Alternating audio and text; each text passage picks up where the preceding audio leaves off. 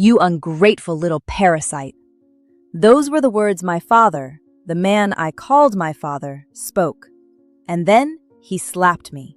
He didn't just slap me. He struck me with the full, open-palmed force of a man who believed he owned the very air I breathed, sending me stumbling backward into the mahogany dining cart. The sound wasn't just the crack of flesh on flesh. It was the high, shattering cry of Waterford crystal as a wineglass tumbled to the Persian rug, bleeding a dark, unforgiving stain of Cabernet onto the cream-colored wool. The slap happened in front of 40 guests, their faces illuminated by the soft glow of the Thanksgiving candelabra, their forks frozen halfway to their mouths. I ran out the front door that night with nothing but the threadbare coat on my back, a throbbing crimson handprint on my cheek, and a single, folded bank statement clutched in my fist. I didn't know it then, but that shatter of glass was the sound of my prison breaking. It was the last sound I would ever hear in the house that Arthur Vance built on 20 years of lies, because by dawn, I'd be sitting in the back of a black Lincoln across from a woman whose first words would rewrite my entire existence. Before I go on, please take a moment to like and subscribe, but only if some part of you already understands that silence in a room full of people can be louder than any scream. Drop a comment below and tell me where you're watching from and what time it is in your corner of the world. It helps me feel a little less alone in the dark. My name is Clara. For 20 years, I was forced to answer to Chloe. I'm 28 now. Let me take you back to that Thanksgiving evening, the day I turned the page, the last day I ever scrubbed Arthur Vance's floors. My alarm had gone off at 4 a.m. that morning, not because I had a flight to catch, but because Thanksgiving in the Vance household was less a holiday and more a one-woman catering marathon. The list Diane, Arthur's wife, had taped to the refrigerator was 2 pages long, written in her elegant looping cursive that looked so gentle but felt like a shackle. Brine the 40-pound turkey, peel 20 pounds of potatoes, polish the silverware, all 144 pieces, by hand because the dishwasher left water spots. Their house was a sprawling 5-bedroom colonial in a gated community outside Chicago, with heated floors and a manicured lawn that Arthur paid a landscaping crew to maintain, but told his golf buddies I personally tended. The kitchen was a chef's dream, all Viking appliances and granite countertops I'd polished until I could see my own tired reflection in their surface. On the wine rack, 12 bottles of Napa's finest, each costing more than the check I earned in a month of washing dishes at a local diner. A job Arthur allowed me to have so I could learn the value of $1 while he siphoned thousands from me. My room was in the attic, not a finished, cozy loft, the raw, unfinished space above the garage next to the furnace. No insulation, a single bare bulb hanging from a wire. In the winter, the cold seeped through the floorboards, and I'd wake up with my breath turning to frost. In the summer, the heat was so oppressive it felt like breathing soup. My bed was a twin mattress they'd dragged up there when I was 8, its springs so shot they dug into my back like bony fingers. My blanket was an old army surplus thing, perpetually smelling of dust and damp. Brandon's room was on the 2nd floor. King-sized bed, 70-inch flat screen, a gaming setup that looked like a NASA command center. He was 30 years old and had never worked a day in his life, never washed a dish, never made his own bed. That's what I was for. The incident happened during dessert. I was carrying a tray of pumpkin pie, navigating the maze of outstretched legs and side tables. Brandon, smirking over his 3rd glass of wine, stretched his foot out just as I passed. It was deliberate, the kind of casual cruelty he'd perfected over 2 decades. I stumbled, the tray tilted, and one single wine glass left precariously on the edge of the dining cart slid off. It shattered. The conversation in the room died instantly. Every eye turned to me, lying amidst the shards of glass and the dark red stains spreading like a wound on the rug. I started to apologize, my voice trembling. "I'm so sorry, I tripped." But Arthur was already on his feet, His face, usually a mask of genial church-going respectability, was twisted into a snarl of pure fury. "You clumsy, worthless girl," he hissed, his voice low and venomous. He wasn't looking at Brandon. He never looked at Brandon. He looked at me, the outsider, the charity case. And then he hit me. The shock of it was blinding. The pain was secondary to the humiliation. 40 pairs of eyes watched. Diane looked down at her lap, suddenly fascinated by the pattern on her napkin. A woman from their church winced, but said nothing. And Brandon just smiled. A small, satisfied little smile. Arthur wasn't done. He stalked over to his office, came back with a thick sheaf of papers, and threw them at my face. The sharp corner of the paper clipped my cheek. "Sign them," he snarled. "Right now. Your residency extension. You want to keep a roof over your head in this house? You sign them. Now." He thought he had me. He thought I was the same terrified 8-year-old he'd taken in. But as I looked at his face, contorted with rage, something inside me didn't break. It solidified. I stood up, the taste of blood in my mouth from where I'd bitten my tongue, and I looked him square in the eye. I didn't say a word. I walked past him, past the silent guests, past Diane, who refused to meet my gaze, and went straight to the hall closet. I grabbed my thin, worn coat, the only one I owned. I didn't go to the attic for my things. There was nothing there worth taking. But I made one detour. I slipped into Arthur's office, the one I cleaned every Tuesday. I reached behind the heavy oak filing cabinet to the small crevice where I'd hidden it months ago. A single bank statement I'd found fallen on the floor, one that didn't look like any of their others. I'd kept it, not knowing why, just a gut feeling that it was a secret I wasn't meant to see. I shoved it deep into my coat pocket. As I walked out the front door, the cold and the snow hit me like another slap, but this one felt clean. It felt like a baptism. Behind me, I could hear the party slowly, awkwardly, resuming. No one called my name, not even the one they had forced me to use. Outside, the world was a blanket of white. I had nowhere to go, but for the first time in 20 years, I was walking towards something. I was walking away. The attic. For 20 years, that had been my world. Not just a room, but a state of being. It was the physical manifestation of my place in the Vance family. Out of sight, an afterthought, a storage unit for a human being. While the rest of the house hummed with the quiet efficiency of central heating, the attic was a prisoner to the Chicago seasons. In the winter, the skeletal rattle of the pipes in the walls was my only companion, a constant shivering percussion against the silence. I'd sleep in my coat and 2 sweaters, my fingers so numb in the mornings it took a full minute before I could even work the zipper on my jeans. I'd learned to tell the temperature by the stiffness in my joints. By contrast, Brandon's suite, and it was a suite, was a temple of perpetual comfort. Cashmere throws were draped over leather armchairs. The thermostat was always set to a perfect 72 degrees. I knew because I was the one who dusted it. I was the one who cleaned his private bathroom with its rain shower and heated marble floors. The one who picked up his discarded designer label clothes. He was 30.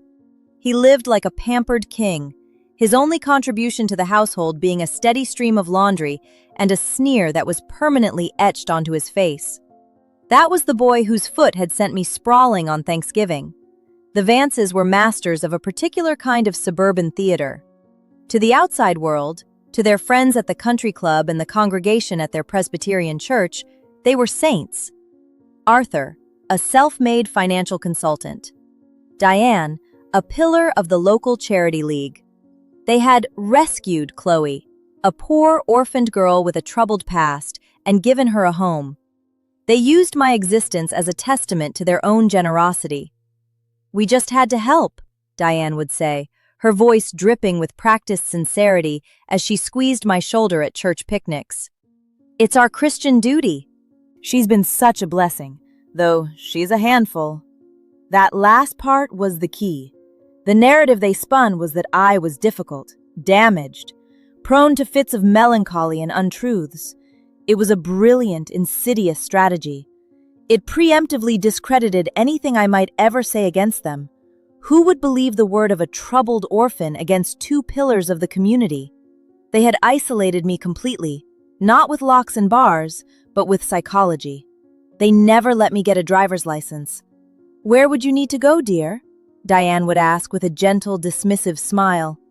"Everything you need is right here." They held on to my birth certificate and social security card, locked away in Arthur's office safe. "For safekeeping," he'd say. "A girl like you can't be trusted with important documents." A girl like me. It was a phrase I heard 1,000 times. A girl like me was clumsy. A girl like me was ungrateful. A girl like me didn't deserve nice things. After 20 years, you start to believe it. The cage becomes your comfort zone. My life was a routine of servitude. Up at 4, make coffee, lay out Arthur's suit for the day, make Brandon's breakfast. He liked his eggs over easy, and if a yolk broke, I had to start again. Clean the house, do the laundry, run the errands, on foot or by bus, because I wasn't allowed a car. After my shift at the diner, I'd come home and cook their dinner. My only moments of peace were the long bus rides, staring out the window, imagining other lives. Lives where girls had their own rooms, with windows, with heat. The bank statement came into my possession on a Tuesday, about 6 months before that final Thanksgiving. I was dusting Arthur's office, a room I despised. It was filled with mahogany and the smell of leather and self-satisfaction. He was meticulous, almost pathologically neat, but that day, a single sheet of paper had slipped from a folder and lay half hidden under his desk. My first instinct was to put it back. A girl like me didn't pry. But the name at the top wasn't Vance. It was the Clara Thompson Trust, and below it, a transfer summary. A wire of $15,000. Not a deposit into an account. A withdrawal. From it. And the recipient was a numbered corporation I'd never heard of. My blood ran cold. My real name, the one they told me was from a life best forgotten, was Clara Thompson. I knew that much. They'd let that slip once when I was very young. For a moment, I just stared at it. $15,000. It was more money than I could even comprehend. A gut instinct, primal and sharp, told me this was wrong. This was a secret. I folded the paper into a tiny square, my hands trembling, and slipped it into my pocket. Later that night, I hid it behind the filing cabinet, in a place I knew Arthur would never look because he never moved his own furniture. He had me for that. For 6 months, that paper was a secret fire in my pocket. A piece of a puzzle I couldn't solve. I didn't understand what a trust was, or what the transaction meant, but I knew it was connected to me, and I knew Arthur wanted it hidden. That knowledge changed something in me. It planted a seed of doubt, a tiny crack in the foundation of the prison they had built. When Arthur threw those residency papers in my face, that seed finally broke through the concrete. It wasn't just a slap. It was a confirmation. He wasn't just cruel. He was a thief. And he was trying to get me to sign away something he'd been stealing for years. Gratitude, Diane had always said. It was the only rent they asked for. No, I thought as the snow melted on my face. The rent was $15,000 a month, and I had the receipt. The gas station was an island of fluorescent light in an ocean of swirling snow. One of those 24-hour places on the outskirts of the city, where the silence of the night is broken only by the hum of the coolers and the occasional rumble of a passing truck. I'd been walking for nearly 3 hours, my initial surge of adrenaline giving way to a bone-deep, gnawing cold. My worn coat was soaked through, my jeans stiff with ice. I didn't have a plan. I just had the singular, driving instinct to put as much distance as possible between myself and that house. I was huddled under the small awning, trying to coax some feeling back into my fingers, when the headlights cut through the blizzard. It wasn't a truck. It was a Lincoln Navigator. Long, black, and silent as a shark. It didn't pull up to the pumps. It rolled to a smooth stop directly in front of me, its engine a low, powerful purr. The windows were tinted so dark I couldn't see inside. Every survival instinct I had screamed at me to run. This is how horror movies start. A lone girl, a desolate road, a mysterious car. My muscles tensed, ready to bolt into the darkness behind the station. But I was so tired of running. The rear passenger door opened. For a second, no one emerged, just a rectangle of warm, golden light spilling out onto the snow-dusted pavement. Then, a woman stepped out. She was in her late 50s, tall and elegant, wrapped in a charcoal gray cashmere coat that probably cost more than I made in 6 months. Her hair was a cascade of silver and black, pulled back in a chic twist, but it was her face that made me freeze. It was the face I saw in the mirror every morning, only aged 30 years. The same sharp line of her jaw, the same high cheekbones that made me look permanently severe. And the eyes. They were wide set, the color of moss after a rainstorm. They were my mother's eyes, or what I remembered of them from the one faded photograph I'd managed to keep. They were my eyes. She took a half step toward me, her hands trembling. She opened her mouth, but only a small, choked sound came out. Behind her, a man in a tailored suit stepped out from the other side. He was older, maybe mid-60s, with a kind but serious face and a leather briefcase clutched in one hand. He looked like a lawyer. He was a lawyer. "It's okay," the woman said, her voice cracking with an emotion I couldn't place. It was raw, a sound of profound grief and something else. Relief. "We're not going to hurt you." I took a step back, my back hitting the cold brick of the station wall.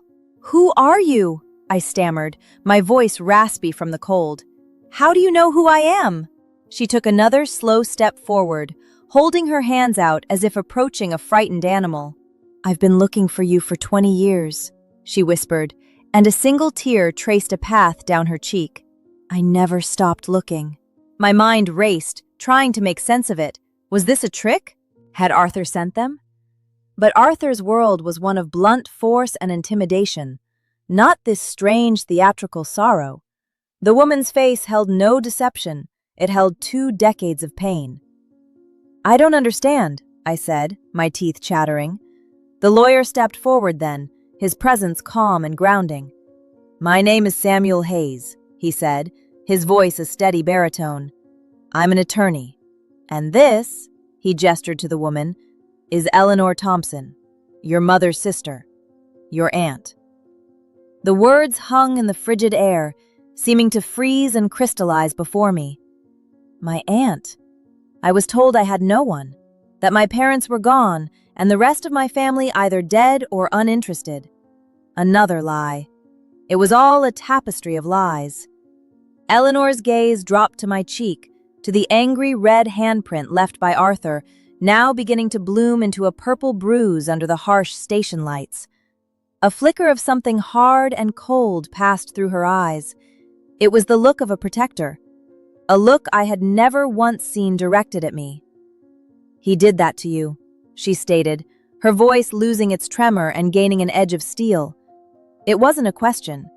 I could only nod, a fresh wave of shame washing over me. "Get in the car, child," she said, her voice softening again. "Please, you're freezing. Let us get you somewhere warm, somewhere safe. We have so much to tell you." She then said the 5 words that finally broke through my fear, the 5 words that started to unravel everything. "Your name is not Chloe." She waited a beat, letting the statement land. "Your name is Clara." Clara, a name I hadn't heard spoken aloud since I was a child, a name that felt both foreign and as familiar as my own heartbeat. I looked from her face to the lawyer's and back again.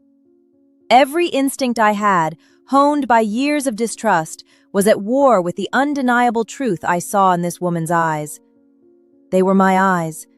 This was real. I took a deep breath, the icy air burning my lungs, and for the first time in my life, I walked toward a stranger, hoping they were family.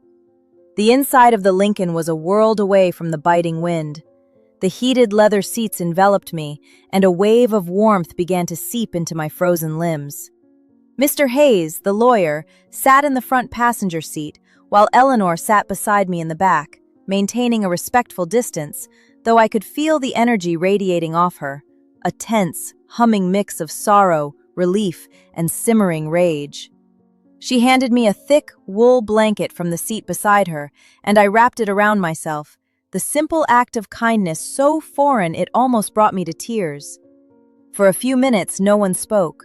The only sound was the quiet purr of the engine and the rhythmic swish of the windshield wipers pushing away the falling snow. The SUV was still parked, a warm, safe bubble in the desolate landscape. "I know this is a shock," Eleanor began, her voice low and steady now. She had composed herself, her eyes fixed on me, studying my face as if trying to memorize 20 years of lost time in a single glance. "I can't imagine what's going through your head." I shook my head. They told me everyone was gone, that my parents died and there was no one else." "A convenient lie," Mr. Hayes interjected from the front seat, his tone dry and professional. "And a necessary one, for their plan to work." Eleanor took a deep, shaky breath. "Your parents, my sister Catherine and her husband David, they died in a boating accident on Lake Michigan. You were 8 years old, Clara. You were there, on the boat. The Coast Guard found you clinging to a piece of wreckage.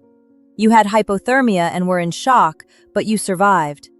The memory was a blur, a chaotic collage of storm-dark water, screaming wind, and a cold so absolute it felt like it was swallowing me whole. I'd been told the story, but the Vance version was scrubbed clean of any detail, presented as a sterile fact. A tragedy that led me to their benevolent doorstep. "I was your legal guardian," Eleanor continued, her voice thick with emotion. "It was in their will. Catherine and I were incredibly close. I was supposed to take you. I was on a flight home from London when it happened, and by the time I landed, by the time I got to the hospital, it was too late."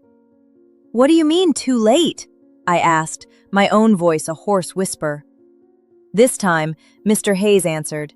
He turned slightly in his seat, his gaze direct but compassionate.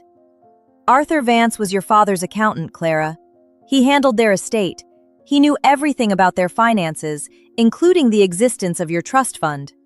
When you were in the hospital, in a state of trauma, he petitioned the family court for emergency guardianship." "But why would a judge grant it to him?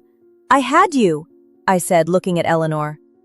"He told the court Eleanor was an unfit guardian," Mr. Hayes said, his voice laced with disgust.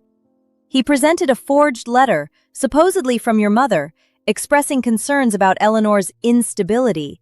And worse, he had a psychiatrist, a friend of his, sign a statement declaring that you, an 8-year-old trauma victim, were suffering from severe psychological issues and required a specialized, controlled environment to recover. He painted himself as the stable, God-fearing family man willing to take on a damaged child. The judge, a man we now know had financial dealings with Arthur, rubber-stamped it. The file was sealed. Eleanor was barred from contacting you." The pieces began to click into place, each one a cold, hard shard of the truth. My troubled past, the isolation. It wasn't because of me. It was a strategy. A carefully constructed lie to keep me imprisoned and to keep Eleanor away. "The trust fund," I said, the words feeling heavy in my mouth. "What is it?" "Your parents were very successful," Eleanor said softly. "They wanted to make sure you were taken care of for life. It's a significant amount of money, Clara. The terms state that the guardian has access to a monthly stipend for your care and upbringing. And on your 30th birthday, you gain full control of the entire principal." The air left my lungs. The numbers on the bank statement I'd found suddenly blazed in my mind. $15,000. It wasn't a random corporate transfer. It was my money. They had been billing my own inheritance for the privilege of keeping me in their attic. My hand, still trembling, went into my coat pocket. I pulled out the crumpled, folded bank statement. "Is this?"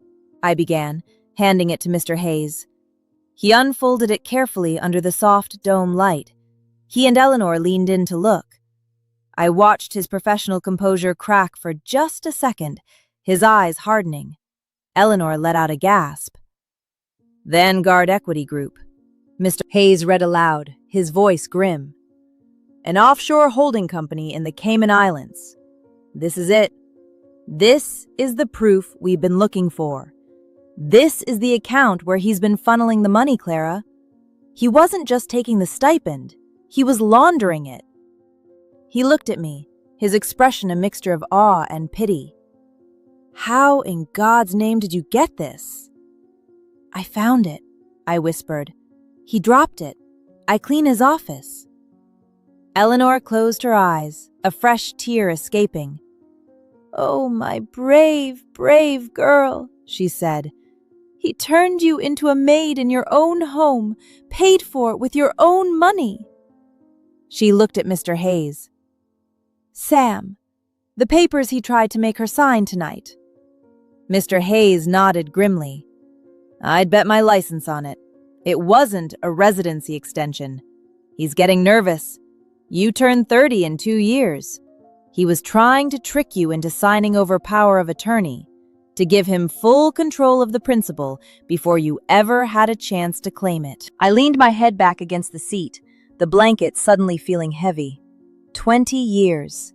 20 years of servitude, of believing I was worthless, of being grateful for scraps while the man who called himself my father systematically bled my inheritance dry. It wasn't just a betrayal, it was the theft of a life, my life. The hotel room was anonymous and immaculate. A king-sized bed with a crisp white duvet that smelled of lavender and bleach, not dust and decay. A flat-screen TV. Thick, heavy curtains that blocked out the city lights. And a window. A large picture window that looked out over the glittering, snow-covered expanse of downtown Chicago. After Eleanor and Mr. Hayes checked me in under a false name, they left me alone with a promise to return first thing in the morning with a plan. The first thing I did was walk to that window. I stood there for what must have been an hour, just watching the traffic move on the slick streets below, mesmerized by the simple fact that I could. For 20 years, my only view had been the grimy, spider-webbed glass of a single attic porthole. Looking out at the world from my own room felt like a miracle. Then, I took the first real shower of my adult life. Not a rushed, lukewarm rinse in the downstairs guest bathroom before anyone else was awake, but a long, steaming, hot shower. I used all the tiny, complimentary bottles of shampoo and conditioner, washing the smell of the Vance house, a smell of pine sol, old dust, and resentment, out of my hair and off my skin. When I stepped out, wrapped in a thick, fluffy towel that didn't feel like sandpaper, I looked at myself in the fogged-up mirror. The bruise on my cheek was a dark, ugly galaxy of purple and blue. But for the first time, the eyes looking back at me didn't seem to belong to Chloe, the timid, downtrodden girl. They were clearer, harder. They looked like Clara's eyes. Sleep didn't come easily. Every time I closed my eyes, I was back in that dining room, the sound of shattering glass echoing in my ears. But beneath the trauma, a cold, clear anger was beginning to form. It wasn't a hot, useless rage. It was a calculating fury. I lay in that vast, empty bed and did the math. $15,000 a month. For 20 years. That's 240 months. My mind, which I'd always been told was slow, did the calculation with stunning speed. $3,600,000. That's what they had taken. That was the price tag on my upbringing.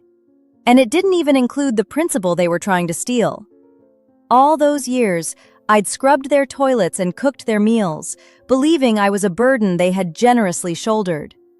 The truth was, I wasn't their burden. I was their business model. I was their best, most profitable investment. Meanwhile, 20 miles away in that sprawling colonial, a different kind of calculation was being made. I didn't witness it, of course, but I could picture it with perfect clarity, a scene pieced together later from Diane's tearful confessions to her lawyer.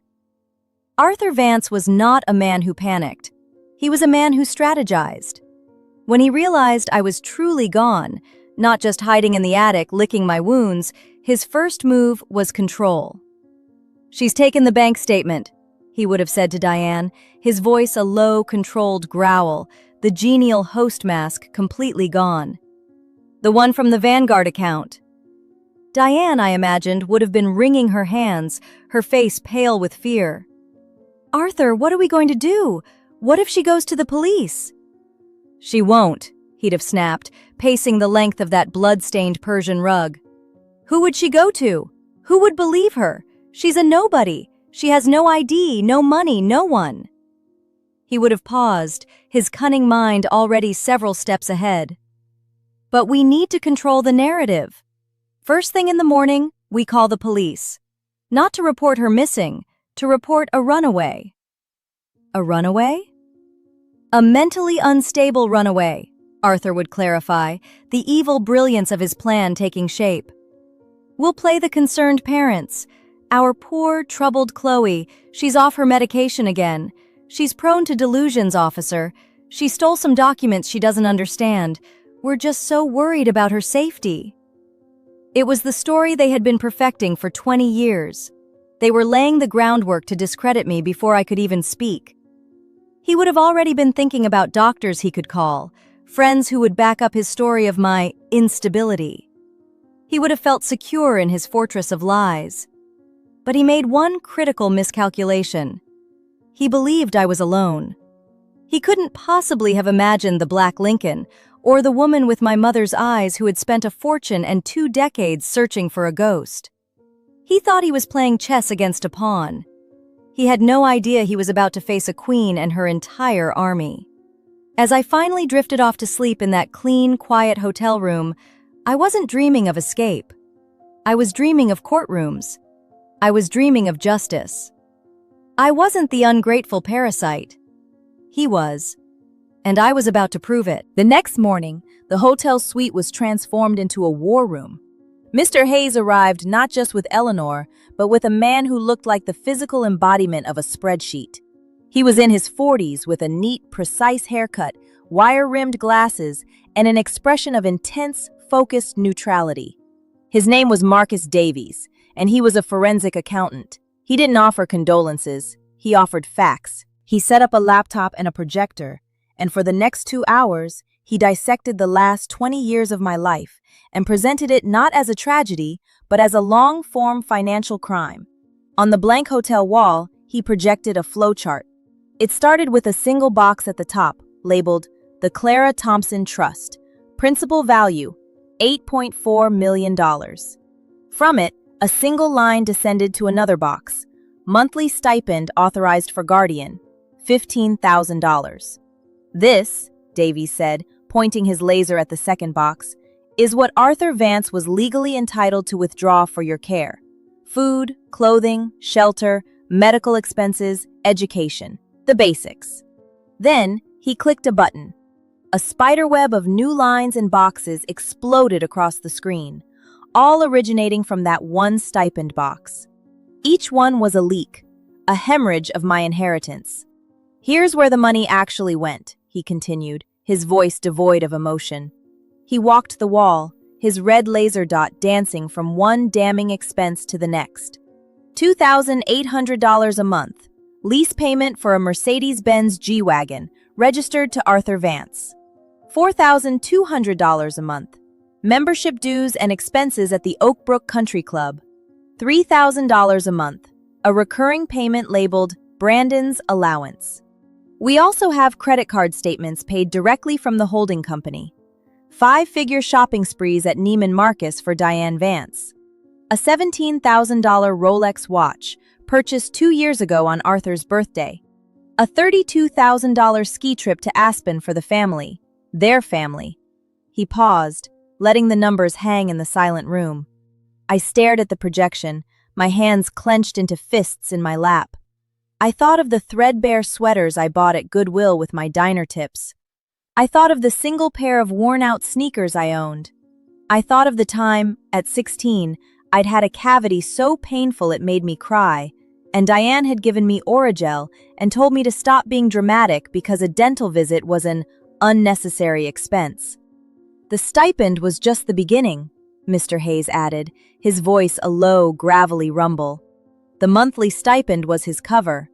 The Vanguard account you found the statement for, that's where he moved the bulk of the trust's investment profits. It's an offshore shell, designed to be untraceable. He wasn't just stealing your allowance, Clara. He was gutting the entire trust from the inside out. My gaze drifted to the sheaf of papers on the table, a copy of the document Arthur had thrown in my face on Thanksgiving. And this, Mr. Hayes said, picking it up as if it were contaminated, was the final move, the checkmate. He explained it to me in simple terms. It wasn't a residency extension. It was an irrevocable power of attorney and a transfer of assets, cleverly worded in pages of dense legalese. It was designed to look like a standard guardianship document, but one clause, buried on page 11, would have given him total control of the entire $8 million principal the moment he filed it. It was set to be notarized the Monday after Thanksgiving. He had planned it all. The humiliation, the slap, the public pressure. It was all a tactic to break me down, to make me sign away my entire future just for the promise of a roof over my head. A roof that was already mine. I didn't cry. The time for tears was over. A strange, glacial calm settled over me. All the years of confusion, of feeling like I was the problem, of believing I was flawed and unlovable, it all evaporated. It was never about me. It was never personal. It was just business. "What do you want to do, Clara?" Eleanor asked softly from beside me, her hand hovering over my shoulder but not touching it, giving me space. "We can settle. We can force him to pay back a portion, set you up for life, and this can all go away quietly." I looked at the flow chart on the wall, at the bleeding artery of my stolen life. I thought of the cold attic, of Brandon's smirk, of Diane's passive cruelty, of Arthur's hand striking my face. Quietly? No. Nothing about what they did was quiet. It was a screaming, 20-year-long violation. "No," I said, and my voice was clearer and stronger than I had ever heard it. "I don't want to settle. I want to take back everything. I want him in a courtroom. I want everyone to see exactly who he is." Mr. Hayes allowed himself a small, grim smile. "Good," he said. "That's exactly what I was hoping you'd say. Now let's get to work." The days that followed were a blur of methodical, calculated preparation.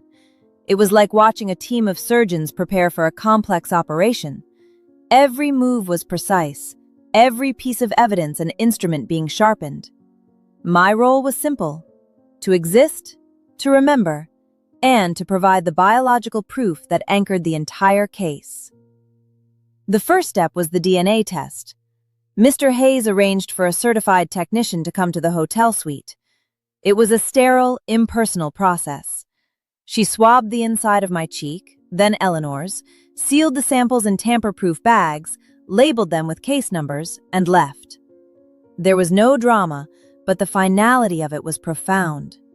For 2 decades, my identity had been a story told to me by my captors. Now, it would be a fact, printed in black and white from a lab, irrefutable and absolute.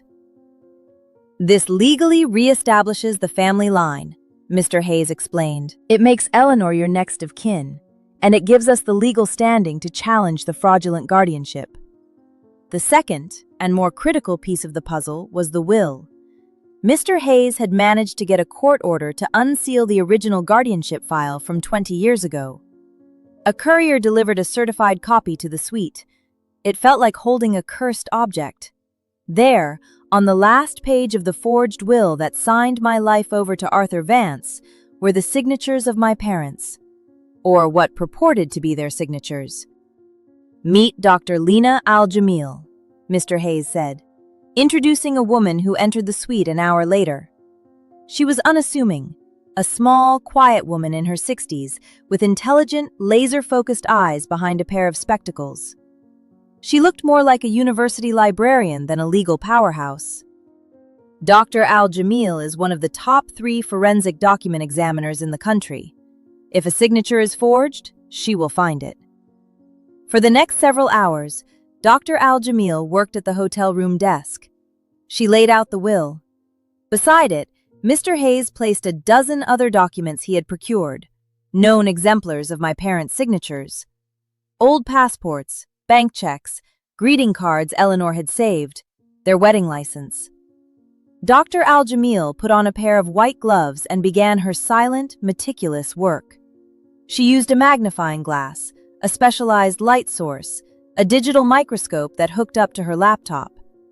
She didn't just look at the shape of the letters, she analyzed the pen pressure, the ink saturation, the microscopic hesitations in the strokes, the baseline alignment. A person's signature is like a fingerprint of their neuromuscular system, she explained, her voice soft but authoritative, without looking up from her work. It's a lifetime of habit.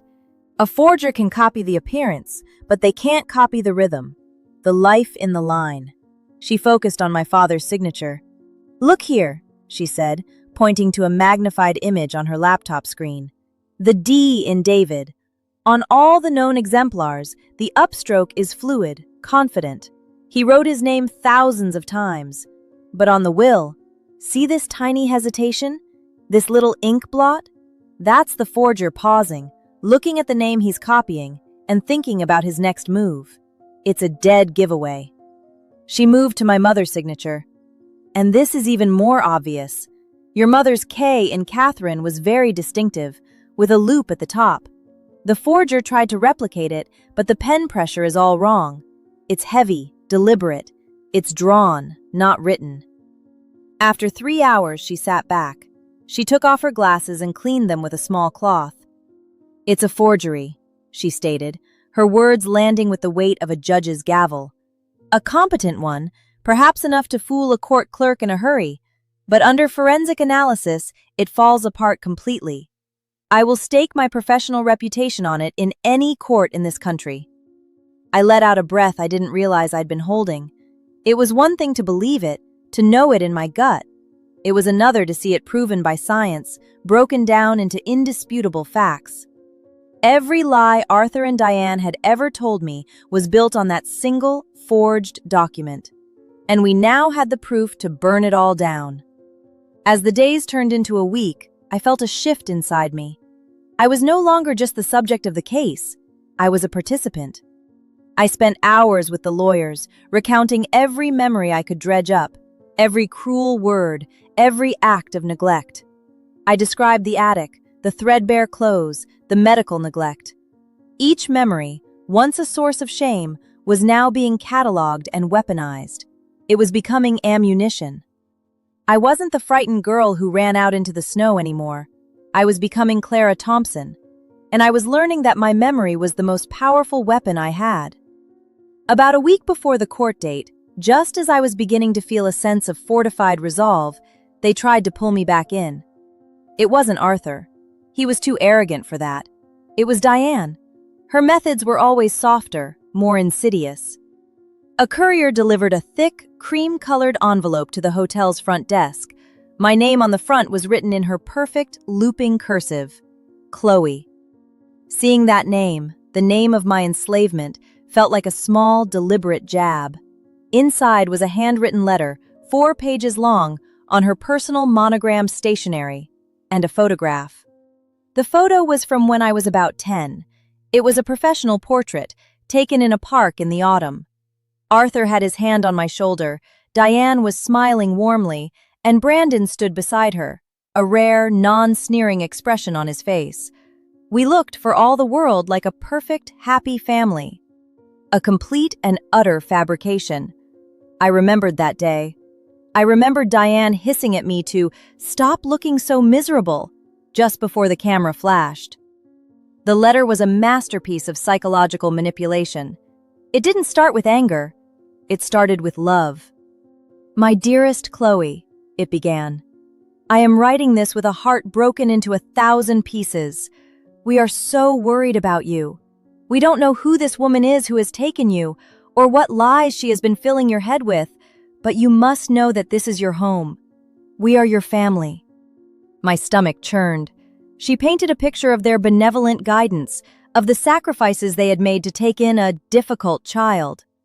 She reminded me of the time she'd nursed me through the flu, of the Christmas gift she'd helped me pick out for my teacher in 5th grade. Tiny, curated moments of decency, polished and presented as evidence of 2 decades of love. She completely omitted the attic, the servitude, the constant, soul-crushing criticism. Then came the guilt. After all we have done for you, Chloe, I cannot understand how you could do this to us. To run away without a word, to align yourself with strangers against the people who have fed you, clothed you, and sheltered you for 20 years. It is a betrayal beyond words. Your father is devastated. He may seem harsh sometimes, but he has always had your best interests at heart. That night, he was just scared of losing you, scared of losing his income stream, I thought, the cold fury returning. The letter was so full of lies, yet it was written with such conviction that a small, terrified part of me, the part that had been conditioned for 20 years to believe their narrative, felt a flicker of doubt. What if I was wrong? What if I had misunderstood? This is the insidious nature of gaslighting. It makes you question your own sanity, your own memories. The final paragraph was the masterstroke. We can work this out. Whatever this is, whatever you think has happened, we can fix it as a family. Come home. We forgive you for your confusion. We just want our daughter back.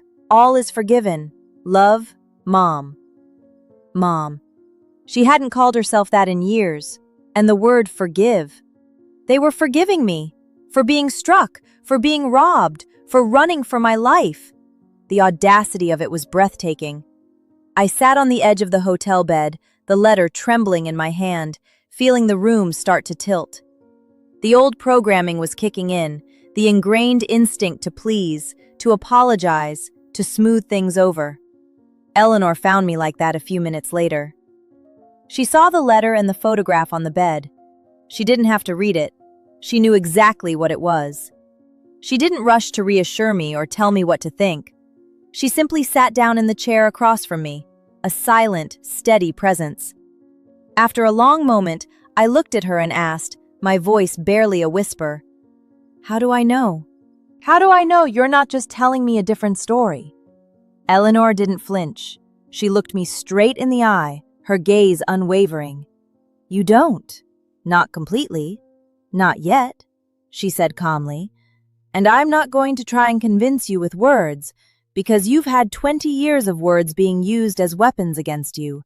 Words are cheap, Clara. Arthur and Diane are experts at using them." She stood up and walked over to the desk where copies of the evidence were neatly stacked. She picked up 2 documents. She didn't speak. She just held them out to me. One was the forensic accountant's report, with its cold, hard numbers detailing the theft. The other was Dr. Al-Jamil's report, with its scientific certainty of the forged will. "Trust this," Eleanor said, her voice soft but firm. "Trust the facts. Trust the math. Trust the science. They don't lie. They don't have an agenda. They just are." She placed the documents on the bed beside Diane's letter. "He hit you, Clara. He threw those papers at you because you were 2 years away from discovering all of this. That is the truth. The rest," she gestured to the letter, "is just noise, designed to keep you in your cage." She left the room then, giving me space to make my own choice. I looked at the photograph of the smiling, fake family. Then I looked at the cold, hard proof of the crime. I picked up Diane's letter, walked into the bathroom, tore it into 100 tiny pieces, and flushed it down the toilet. I was done with their story.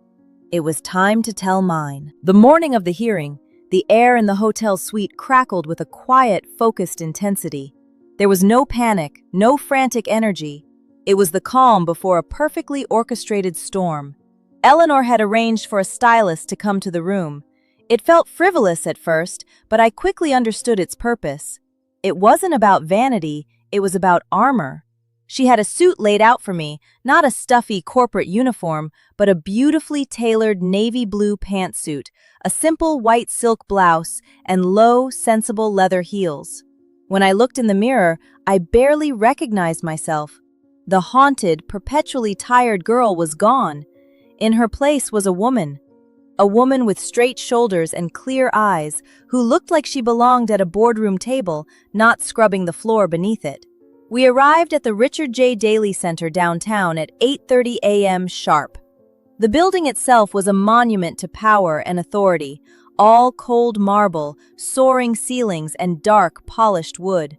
The sound of our heels echoed in the cavernous hallways, a rhythmic, determined beat. I walked between Eleanor and Mr. Hayes, with his junior associate trailing behind, pushing a cart stacked high with 12 neatly labeled banker's boxes. Each box was a year of my stolen life, documented, cross-referenced, and ready for detonation. We were waiting for the courtroom to open when they arrived. Arthur strode down the hall like he owned the place, a confident smirk on his face. He was in his most expensive suit, a dark charcoal pinstripe, radiating an aura of untouchable success. Diane scurried beside him, clutching his arm, her face a pale mask of anxiety. And trailing behind them, looking utterly bored and scrolling through his phone, was Brandon. Their lawyer, a slick-looking man with too much hair gel, carried a single, thin leather briefcase.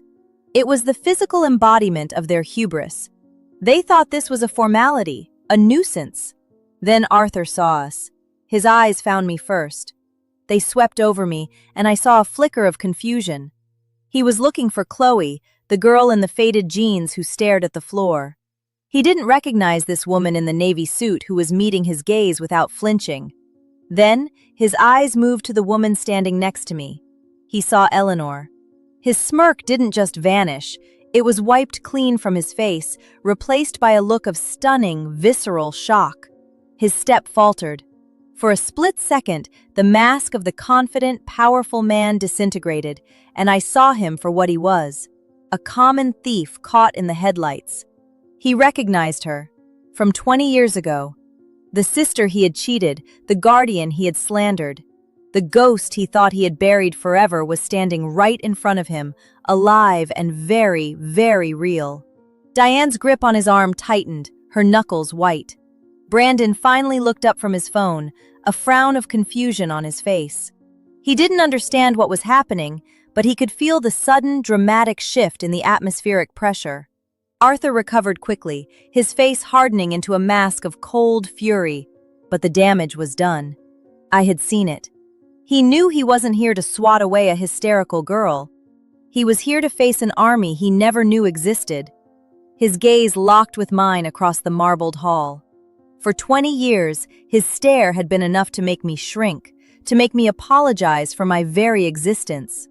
This time, I didn't look away.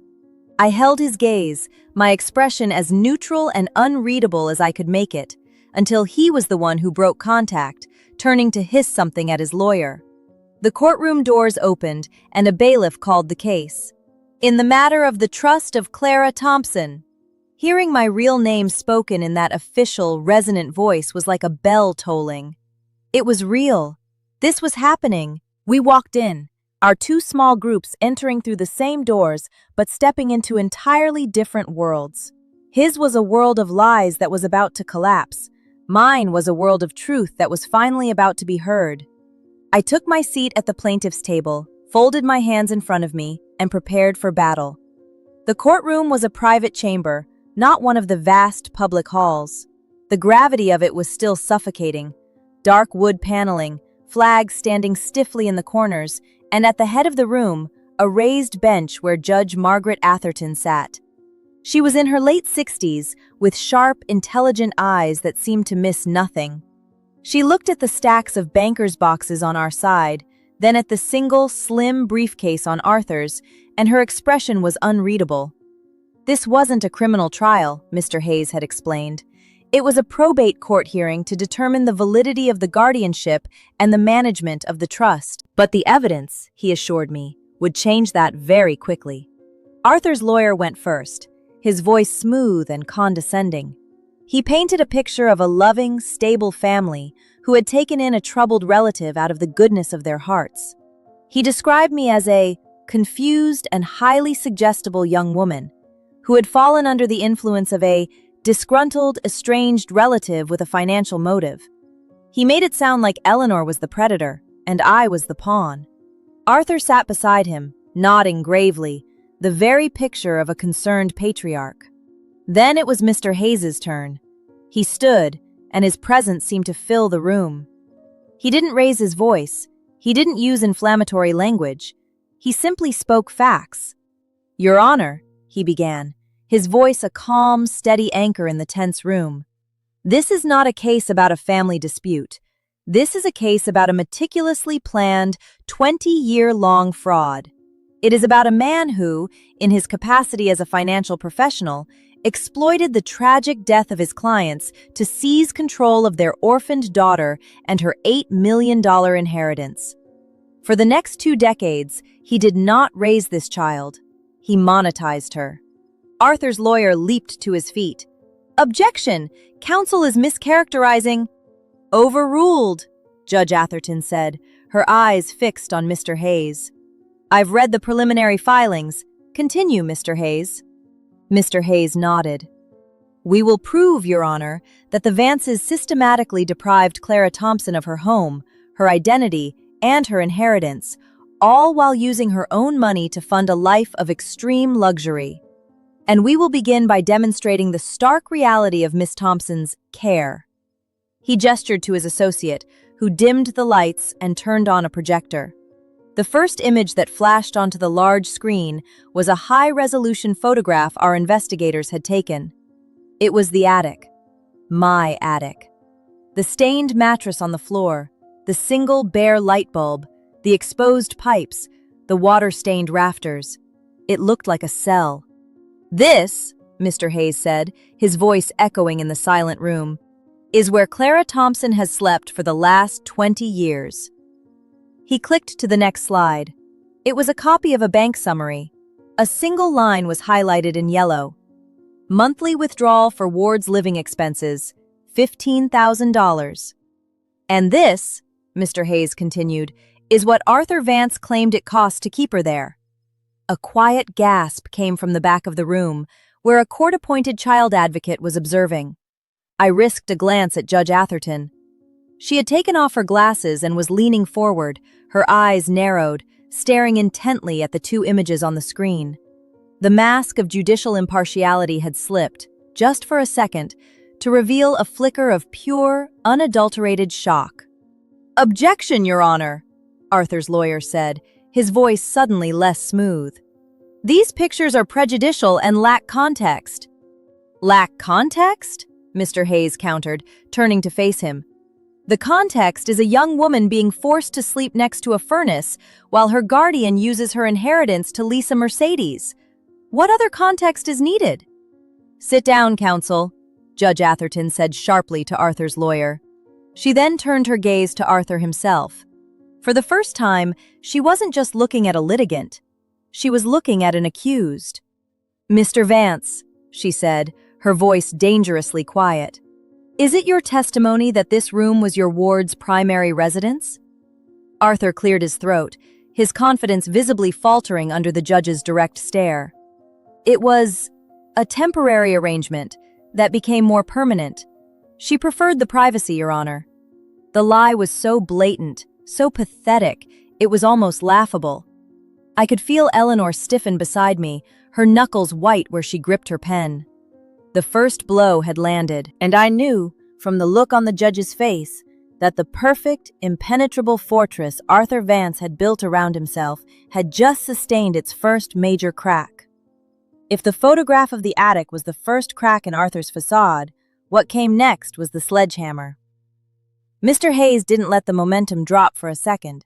He walked back to the plaintiff's table, picked up a thick, bound document, and placed it on the witness stand before the court clerk had even finished marking the attic photos as Exhibit A.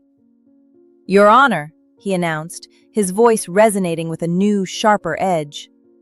"The entire legal basis for Mr. Vance's 20-year guardianship rests on this document.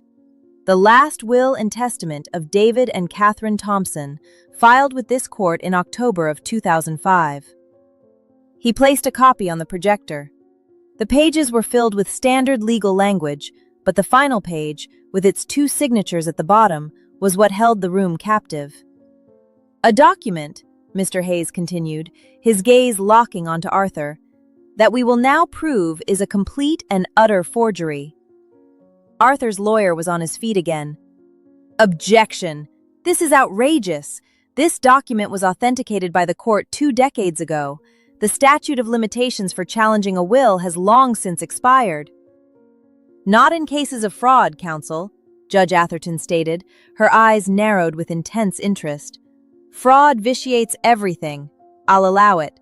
Proceed, Mr. Hayes." Mr. Hayes called his first and only expert witness to the stand, Dr. Lena Al-Jamil.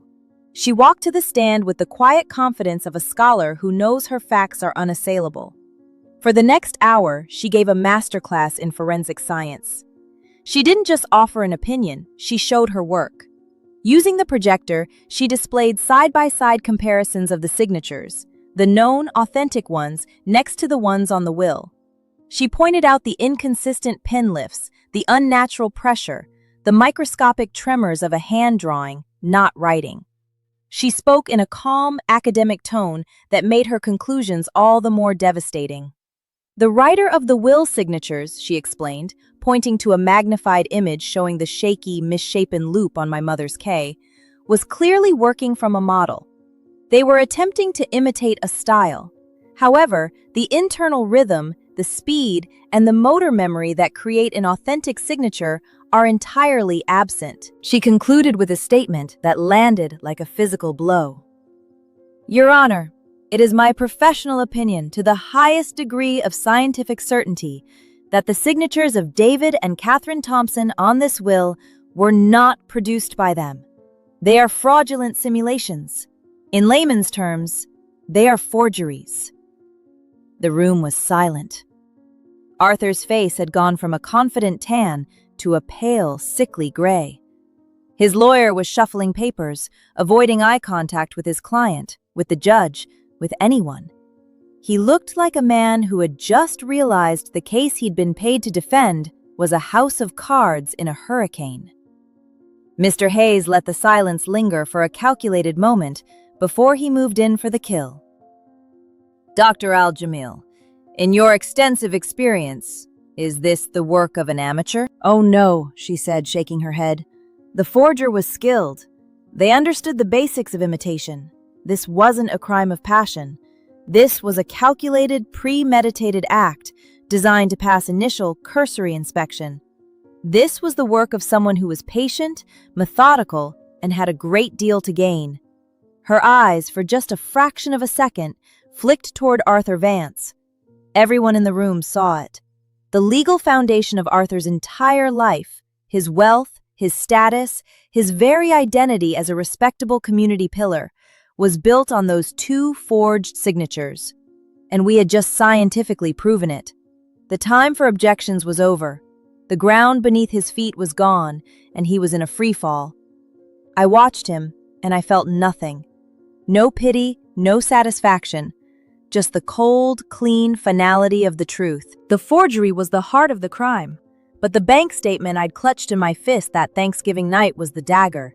Mr. Hayes knew it.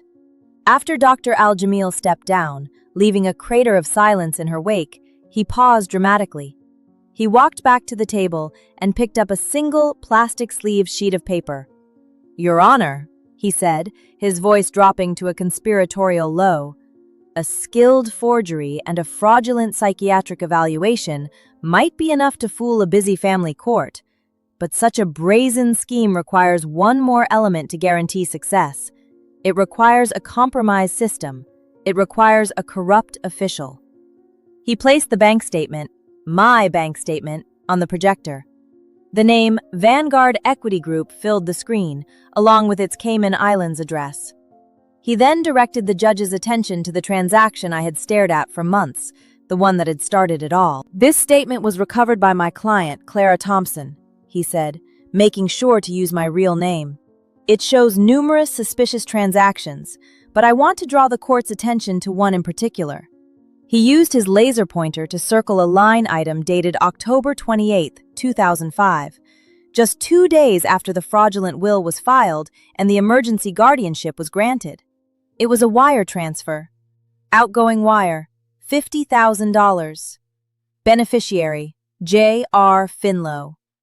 Judge Atherton, Mr. Hayes said, turning to face her directly. Does the name J.R. Finlow mean anything to you?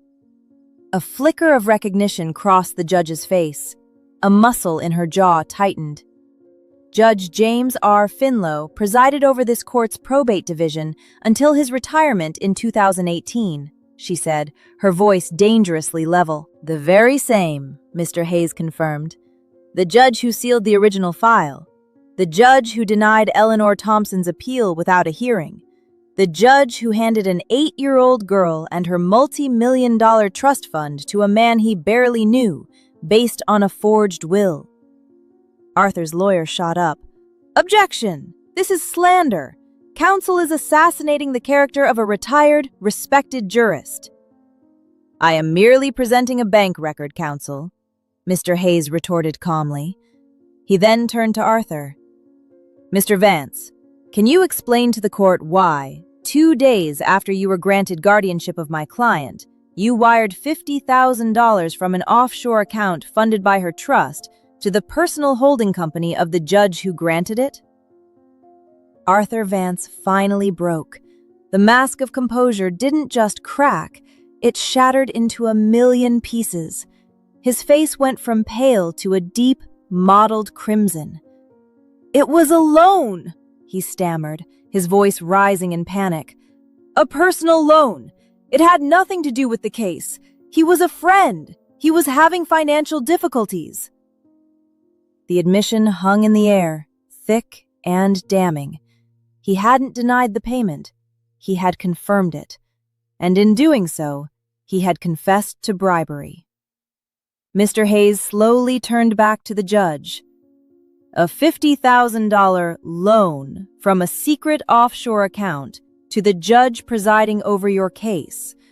Your Honor, the term for that isn't friendship. It's a felony. Judge Atherton sat back in her chair, her face a stone mask of fury. She wasn't just looking at a case of fraud anymore. She was looking at a case of corruption that stained the reputation of her own courthouse. The silence in the room was absolute.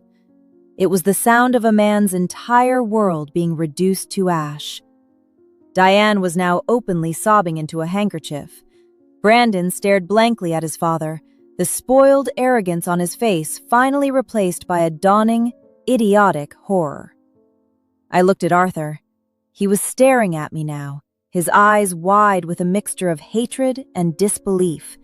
He wasn't seeing a victim. He was seeing the architect of his ruin. And he was right. I had found the paper. I had started the fire. And I was going to watch it all burn. It was in that suffocating silence, with Arthur's confession still echoing off the wood-paneled walls, that Mr. Hayes looked at me and gave a slight, almost imperceptible nod. It was my turn. Your Honor, he said, his voice now gentle. The petitioner, Clara Thompson, would like to address the court. Judge Atherton's gaze shifted to me. Her expression softened for the first time, a trace of compassion entering her stern eyes. You may proceed, Ms. Thompson. I stood up. My legs felt surprisingly steady.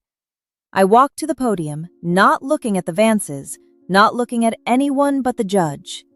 I placed my hands on the smooth, worn wood. For 20 years, my voice had been stolen from me. I was about to take it back. Your Honor, I began, and my voice came out clear, without a tremor. For the last 2 decades, I was told my name was Chloe. I was told I was an orphan with no one in the world. I was told I was difficult, ungrateful, and a burden. I believed it. I paused, taking a breath. Mr. Vance said he gave me a home. For 20 years, my home was an unheated attic.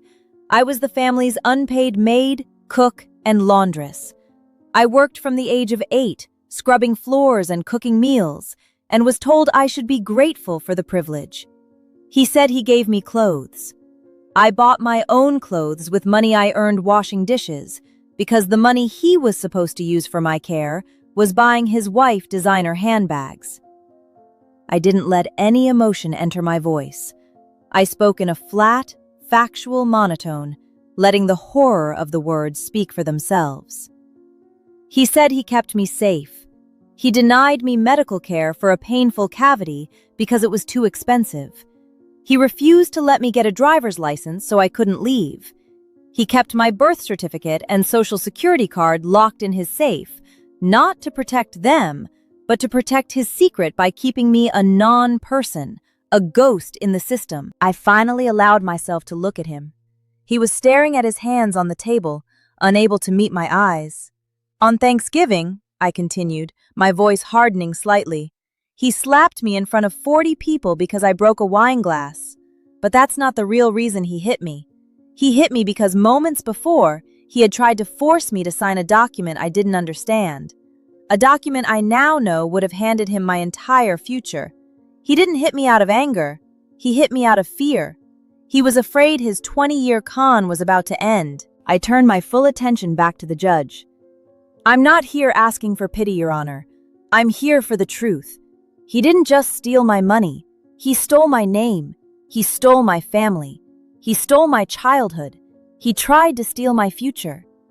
The people who were supposed to protect me sold me. The system that was supposed to be my safety net failed me. I'm not asking this court to give me my life back. I'm going to do that myself.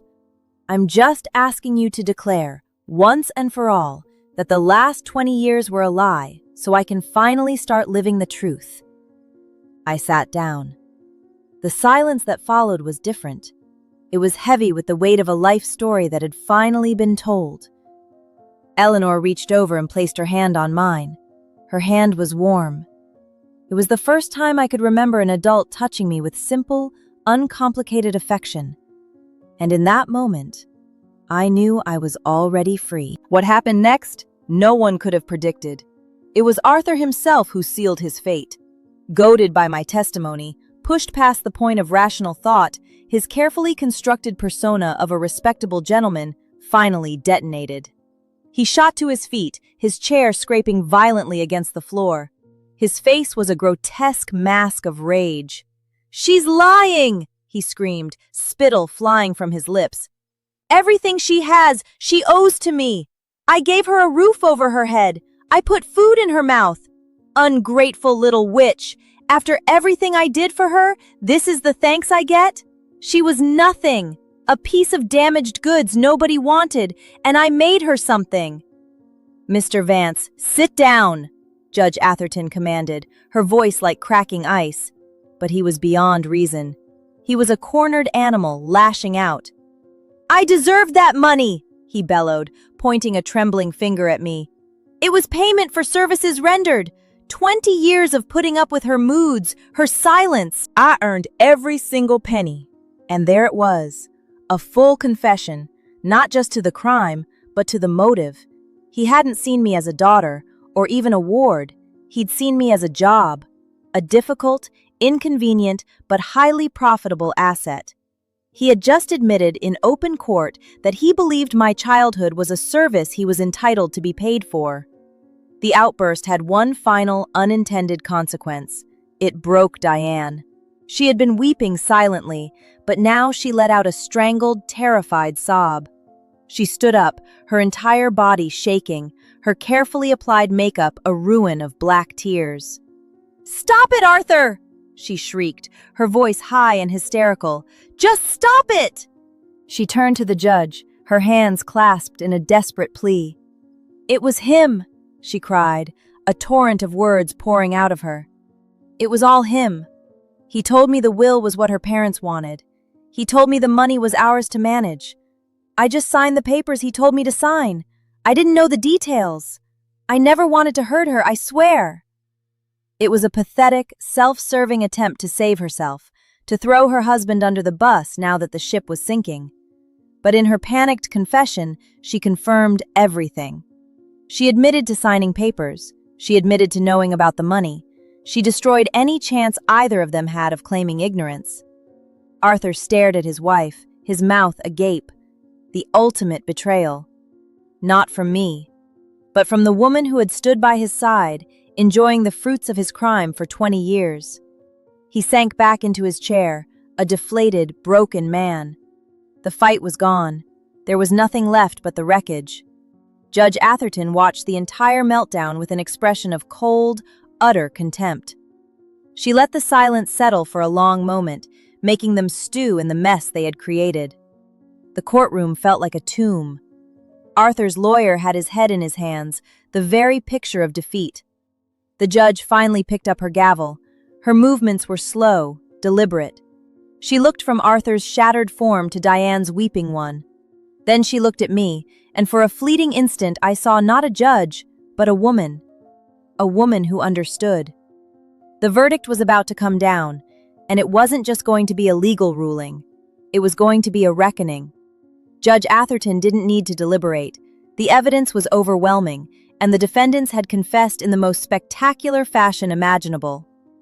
She looked down from her bench, not at the lawyers, but directly at Arthur and Diane Vance. "This court," she began, her voice ringing with cold, hard authority, "has heard evidence of a crime so calculated, so profoundly cruel, it tests the boundaries of human decency.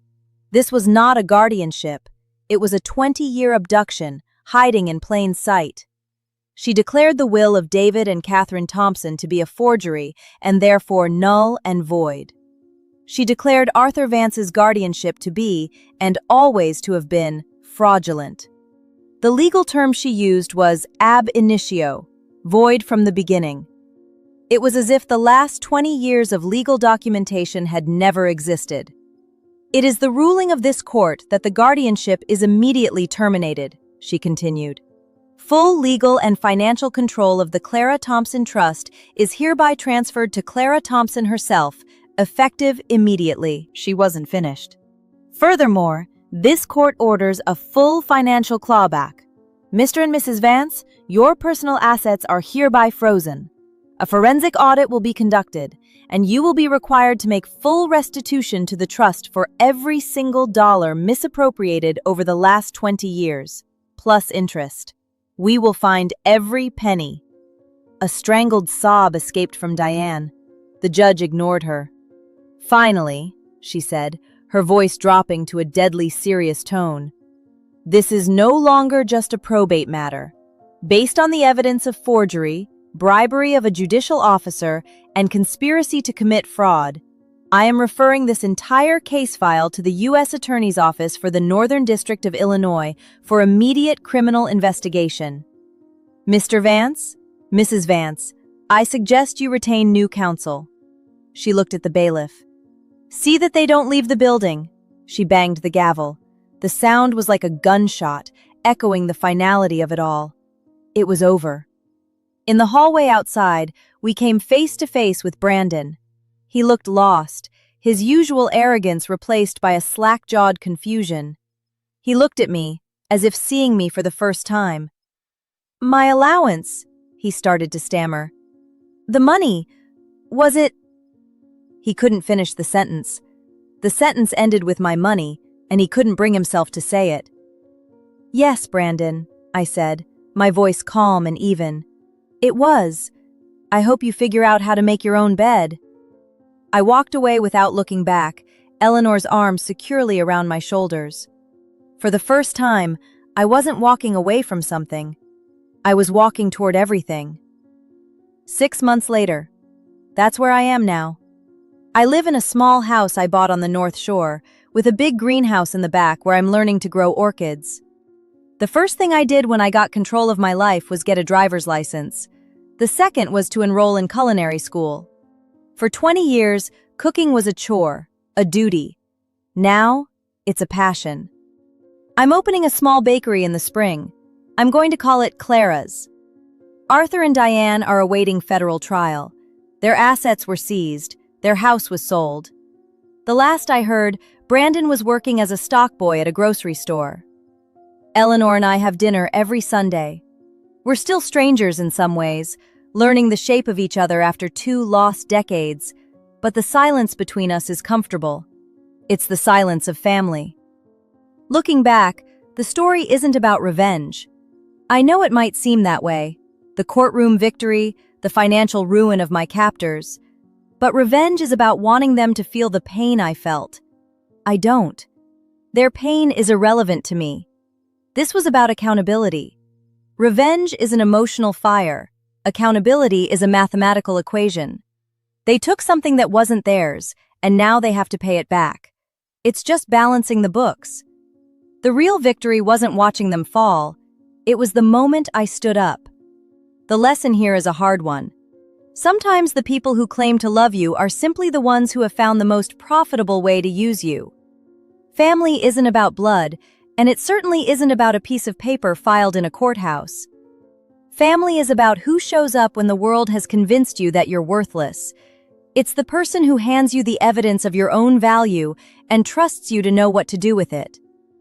If you have ever been made to feel like a guest in your own life, like your existence is a debt you have to repay, I want you to hear this.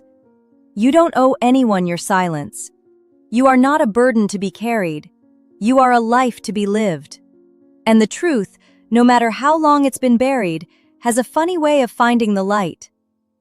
Thank you for listening to my story. If any part of this resonated with you, if you've ever had to fight to reclaim your own name, please share your thoughts in the comments. I read every single one. Until next time, take care of yourselves. And never, ever let anyone make you feel grateful for your own cage.